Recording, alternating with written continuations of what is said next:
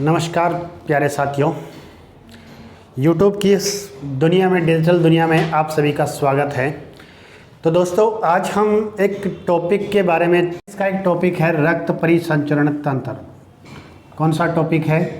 रक्त परिसंचरण तंत्र। ठीक है। रक्त परिसंचरण तंत्र की अगर बात की जाए तो यहाँ पर 3 शब्द हैं, वो छुपे हुए हैं। पहला जो शब्द है वो है रक्त। कौन सा शब्द है? रक्त। दूसरा अगर शब्द है तो वो है परिसंचरण। कौन सा शब्द है? परिसंचरण। ठीक है। और तीसरा इसके अंदर एक शब्द आ रहा है तंत्र। कौन सा शब्द आ रहा है? तंत्र।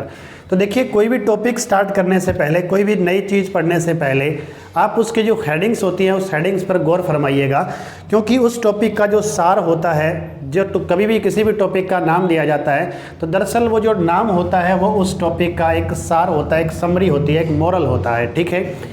तो रक्त परिसंचरण तंत्र नाम में ही छुपा हुआ है कि आखिर ये तंत्र होना क्या चाहिए, इसके अंदर किस चीज़ का अध्ययन किया जाएगा। ठीक है। अब सबसे पहले यहाँ पर नाम आ रहा है रक्त। रक्त का मतलब है शरीर के अंदर पाया जाने वाला एक उत्तक, विशिष्ट प्रकार का तरल उत्तक होता है जो लाल रंग का होता है आरबीसी की वजह से। वो हमारे शरीर के अंदर पाया जाता है, या जितने भी स्तनधारी प्राणी प्राइमेट्स हैं उनके अंदर पाया जाता है।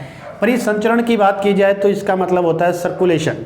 सर्कुलेशन का मतलब होता है एक जगह से दूसरी जगह ट्रांसपोर्ट करना किसी भी चीज़ को, यानी रक्त को ट्रांसपोर्ट करने का काम जिस माध्यम के द्वारा किया जाता है, या शरीर के अंदर पाए जाने वाले जिन ऑर्गन्स की वजह से ये जो इनका ट्रांसपोर्टेशन होता है, उसको कुल मिलाकर के जोड़ भाग करके उसको क्या कहा जाता है?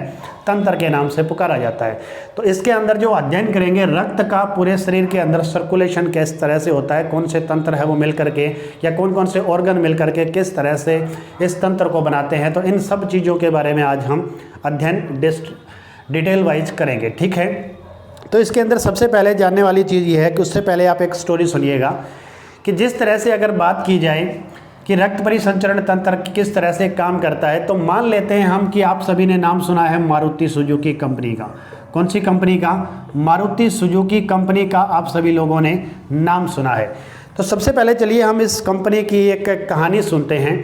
इस कहानी के अंदर क्या चीज़ें दी गई हैं कि सबसे पहली चीज़ कि एक शहर है और उस शहर का नाम है नोएडा। उस शहर का नाम क्या है? नोएडा नाम है उस शहर का। ठीक है। इस शहर के अंदर क्या होता है, ये जो जितनी भी गाड़ियां बनती हैं, इन सब गाड़ियों के जो कल पुर्जे होते हैं उनका प्रोडक्शन किया जाता है, निर्माण किया जाता है। ठीक है। फिर इन सब गाड़ियों के जितने भी कल पुर्जे होते हैं, इन सभी कल पुर्जों को लाया जाता है फरीदाबाद। कहाँ लाया जाता है? फरीदाबाद लाया जाता है। फरीदाबाद फिर से एक शहर का नाम है। इस शहर के अंदर इन सभी गाड़ियों को लाया जाता है, पुर्जों को, और बाद में ला करके इन सभी पुर्जों को असेंबल किया जाता है। क्या किया जाता है? असेंबल। जिस तरह से देखिएगा कि गाड़ी के अलग अलग, जैसे टायर अलग आ जाए, स्टेयरिंग अलग आ जाए, चेसिस अलग आ जाए, तो उस तरीके से सारे जितने भी पार्ट्स होते हैं उन सभी पार्ट्स को फरीदाबाद के अंदर असेंबल किया जाता है। ठीक है। असेंबल करने के बाद में इन सभी पार्ट्स को भेज दिया जाता है दिल्ली। कहाँ भेज दिया जाता है? दिल्ली भेज दिया जाता है। ठीक है। ये जो इलाका है, इस इलाके का नाम क्या है? दिल्ली है। और दिल्ली के अंदर इन सभी पार्ट्स को, सभी गाड़ियों को तैयार करके भेज दिया जाता है। अब दिल्ली का जो मारुति सुजुकी कंपनी का जो प्लांट बना हुआ है, दरअसल वो प्लांट है वो 4 भागों में डिवाइड किया गया है। कितने भागों में? 4 भागों में इस प्लांट को है वो डिवाइड किया गया है। ठीक है। सबसे पहले अगर हम बात करें कि जो पहला पार्ट होता है, इन सभी गाड़ियों को असेंबल करके इस पार्ट के अंदर भेजा जाता है। ठीक है। इस पार्ट के अंदर लाने के बाद में इन गाड़ियों की आगे से आगे डिलीवरी करनी होती है। तो यहाँ पर गाड़ियों की टेस्टिंग होती है कि कौन सी गाड़ी आगे भेजनी है और कौन सी गाड़ी आगे नहीं भेजनी है। उसके बाद में इन सभी गाड़ियों की टेस्टिंग करने के लिए जो 1 नंबर पार्ट होता है, इससे इन सभी गाड़ियों को कहाँ भेज दिया जाता है? इस दिल्ली के प्लांट के 2 नंबर शोरूम के अंदर इन गाड़ियों को भेज दिया जाता है। ठीक है। फिर यहाँ से ये सारी की सारी गाड़ियाँ हैं वो आगे ट्रांसपोर्ट की जाती है। ट्रांसपोर्ट करने का मतलब है कि आगे जैसे दिल्ली एक कैपिटल है हमारे देश की, तो उसी तरह से सभी जितनी भी जो अलग अलग स्टेट वाइज है, उन सभी स्टेट वाइज के अंदर इन सभी गाड़ियों की डिलीवरिंग की जाती है। स्टेट की अगर हम बात करें तो हर स्टेट का एक C&F होता है। क्या होता है? C&F होता है। C&F का मतलब होता है कि उस कंपनी या किसी भी विशेषतर किसी भी स्पेशल कंपनी की है, उस शहर के पूरे राज्य के अंदर जितनी भी डिलीवरी होनी होती है वो उस C&F के थ्रू होती है। ठीक है। चाहे आप कौन सी भी कंपनी, चाहे कोई सोलर की कंपनी ले लीजिए, या फिर पतंजलि कंपनी ले लीजिए, या आप कोई सी भी कंपनी ले लीजिए, उन सभी कंपनियों का है वो एक स्टेट लेवल पर एक C&F होता है। ठीक है। तो इस तरह से स्टेट लेवल पर इनको C&F के पास भेज दिया जाता है।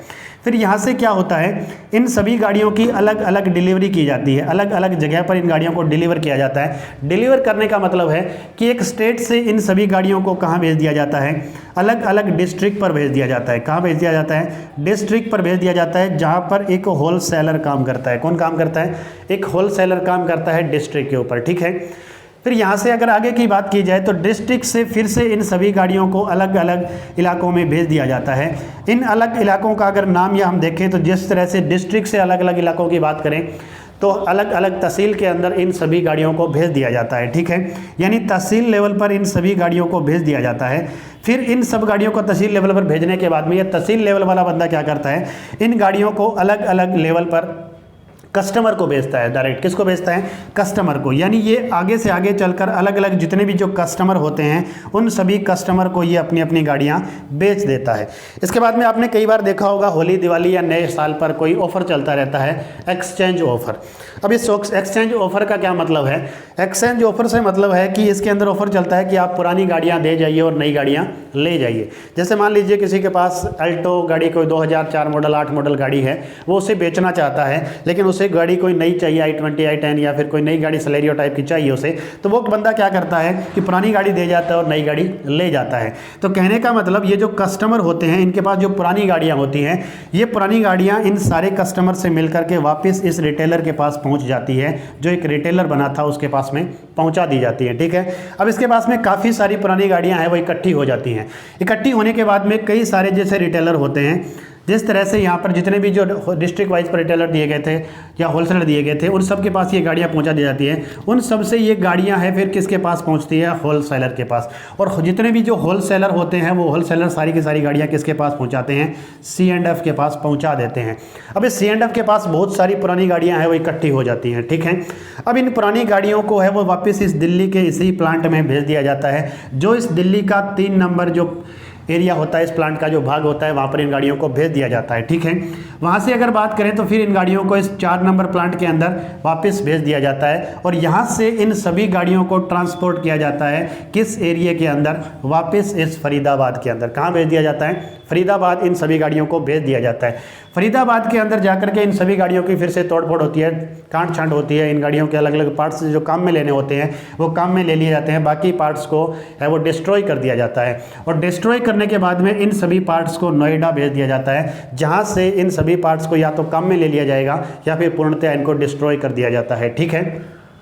अब ये सिस्टम एक चलता है मारुति सुजुकी कंपनी का, या कोई सी भी कंपनी उठा करके देख लीजिए, उन सभी कंपनीज के अंदर कुछ इस तरह का सिस्टम चलता है। ये जो चेन सिस्टम है, कुछ ऐसा ही चेन सिस्टम हर चीज़ के अंदर चलता है। चाहे आप राजनीति ले लीजिए, आप एक राष्ट्रपति से स्टार्ट होते हैं, नीचे सरपंच तक आप पहुँचते हैं, तो वहाँ पर भी इस टाइप का एक सिस्टम चलता है। या फिर आप किसी भी एक जैसे कोई व्यावसायिक तरीका है, या फिर आप किसी भी जैसे IAS से लेकर के आप एक छोटे से छोटे ग्राम विकास अधिकारी तक पहुंचते हैं, तो वहाँ पर भी कुछ इस टाइप का ही एक सिस्टम चलता है, ठीक है।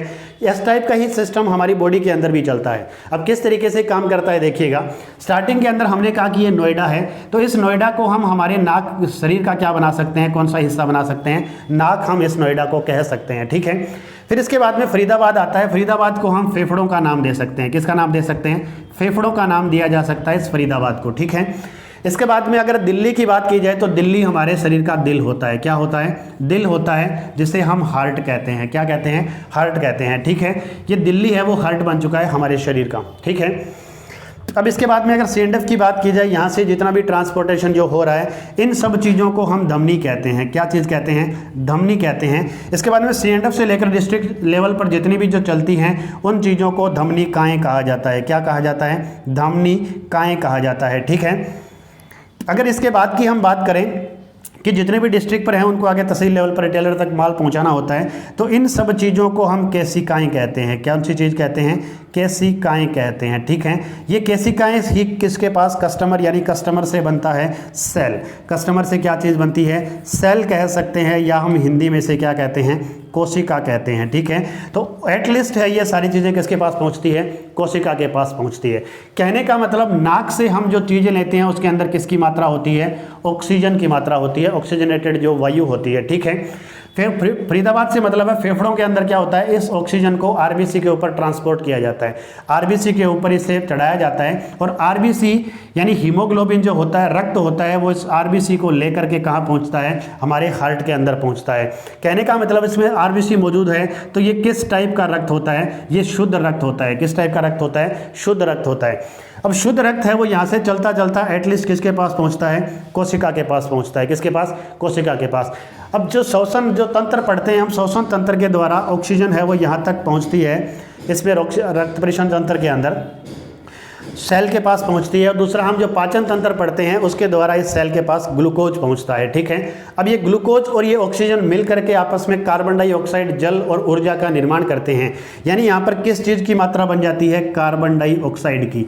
इस सेल के अंदर ऑक्सीजन को काम में ले लिया जाता है और कार्बन डाइऑक्साइड को छोड़ दिया जाता है। ठीक है, अब ये जो कार्बन डाइऑक्साइड युक्त ब्लड है, जहाँ पर हमने देखा था कि पुरानी गाड़ियाँ ले ली जाती है, तो ये कार्बन डाइऑक्साइड पुरानी गाड़ियाँ हैं और इनको ले लिया जाता है। ठीक है, फिर इन कार्बन डाइऑक्साइड को एक साथ इकट्ठा किया जाता है। तो जहाँ पर ये इकट्ठा करने का काम करती है, इन चीज़ों को केशिकाएं कहा जाता है। क्या कहा जाता है, केशिकाएं। यानी कोशिका के दोनों तरफ केशिकाएं मेनली काम करती है। ठीक है, इसके बाद की अगर बात की जाए तो इसके बाद में जो केशिकाएं इकट्ठी होकर के जिसे हम रिटेलर कहते हैं, ये एक बड़ी सारी वेन का निर्माण कर लेती है और उस चीज़ को हम सिराएं कहते हैं। क्या चीज़ कहते हैं, सिराएं कहते हैं। ठीक है, और कई सारी सिराएं मिलकर के फिर बड़ी वेन का निर्माण कर लेती है और उस चीज़ को हम क्या कहते हैं, सीरा कहते हैं। क्या कहते हैं, सीरा कहते हैं। ठीक है, तो ये जो कार्बन डाइऑक्साइड युक्त रक्त होता है, इनका मेन यानी शरीर वापस इनको फेफड़ों में लाने का काम है वो कौन करती है, शीरा करती है। जबकि धमनियों का काम होता है ऑक्सीजनेटेड युक्त रक्त ब्लड को है वो शरीर की कोशिकाओं तक पहुंचाने का काम किया जाता है। ठीक है, फिर यहाँ पर ये ब्लड, यहाँ पर जो हमने पढ़ा हार्ट है, हार्ट 4 भागों में डिवाइड होता है। ऊपर के जो पार्ट होते हैं इस पार्ट को अलिंद कहा जाता है। क्या कहा जाता है, अलिंद कहा जाता है। और वहीं जो नीचे वाले पार्ट होते हैं इन पार्ट को क्या कहा जाता है, नीले कहा जाता है। तो 2 अलिंद पाए जाते हैं और 2 क्या पाए जाते हैं, नीले पाए जाते हैं। अगर मैं इस तरीके से खड़ा हूँ, मेरा हार्ट को अगर देखूँ तो मेरा ये जो साइड होता है वो लेफ्ट हैंड होता है और ये साइड राइट हैंड होता है। तो इधर वाले जो दोनों पार्ट होते हैं इनको राइट अलिंद और राइट नीले कहा जाता है। इधर वाले पार्ट होते हैं उनको लेफ्ट अलिंद और लेफ्ट नीले कहा जाता है। ठीक है, तो इस तरीके से हम पढ़ते हैं। तो हार्ट का जो ये इलाका होता है यहाँ पर शुद्ध रक्त रहता है और हार्ट का जो दूसरा इलाका होता है वहाँ पर अशुद्ध रक्त रहता है। ठीक है, अब इसके बाद में इस हार्ट से वापस इस ब्लड को ले जाने का काम फरीदाबाद में या फेफड़ों में ले जाने का जो काम करती है उस चीज़ को कहा जाता है फफूसीय सीरा। क्या कहा जाता है, फफूसीय सीरा नहीं कहा जाता, इसे क्या कहा जाता है, फफूसीय धमनी कहा जाता है। ठीक है, और दूसरी तरफ जो ऑक्सीजनेटेड ब्लड को लेकर के आ रही है उस चीज़ को क्या कहा जाता है, उस चीज़ को फफूसीय सीरा कहा जाता है। क्या कहा जाता है, फफूसीय सीरा कहा जाता है। अब मेनली क्वेश्चन है वो इन 2 चीज़ों पर पूछे जाते हैं, फफूसीय सीरा पर और फफूसीय धमनी पर। हम आज तक पढ़ते हैं कि टोटल जो लेफ्ट साइड में जितना भी काम चल रहा है वो सारा शुद्ध रक्त होता है, ऑक्सीजनेटेड ब्लड होता है। ठीक है, अब ये जो ऑक्सीजनेटेड ब्लड है इसको ले जाने का काम मेनली किसकी बदौलत हो रहा है, धमनी की बदौलत। तो हम कह सकते हैं कि धमनियों में हमेशा किस टाइप का रक्त होता है, शुद्ध रक्त होता है। लेकिन ये एकमात्र ऐसी धमनी होती है जिसके अंदर कैसा रक्त होता है, अशुद्ध रक्त होता है। वहीं अगर हम बात करें कि इस तरफ का टोटल जो रक्त होता है वो अशुद्ध होता है, यानी शिराओं का काम होता है मेनली अशुद्ध रक्त को लेकर के जाना। ठीक है, शिराओं में मेनली अशुद्ध रक्त बहता है बिना किसी दबाव के। तो वहीं अगर हम बात करें फफूसीय सीरा की, फफूसीय सीरा एकमात्र ऐसी सीरा होती है जिसके अंदर शुद्ध रक्त बहता है, यानी ऑक्सीजनेटेड रक्त बहता है, शुद्ध रक्त बहता है। तो एकमात्र ये इन चीज़ का अपवाद है। तो दोनों तरफ एक एक अपवाद है, एक तरफ फफूसीय सीरा अपवाद है, दूसरी तरफ कौन सी चीज़ अपवाद है, फफूसीय धमनी अपवाद है। ठीक है, तो ये था एक ब्रीफ डायग्राम रक्त परिसंचरण तंत्र का। अब हार्ट किस तरह का बना होता है, कैसे हार्ट काम करता है, किस तरीके से हार्ट की बनावट होती है, अलिंद किस तरह से काम करता है, कैसे इन तरह के कपाट होते हैं, इन सब चीज़ों का मिल करके इस तरह से एक काम में लिया जाता है। तो आज के लिए इतना ही, आगे का हम नेक्स्ट वीडियो के अंदर पढ़ेंगे। Thank you very much. जय हिंद, जय भारत।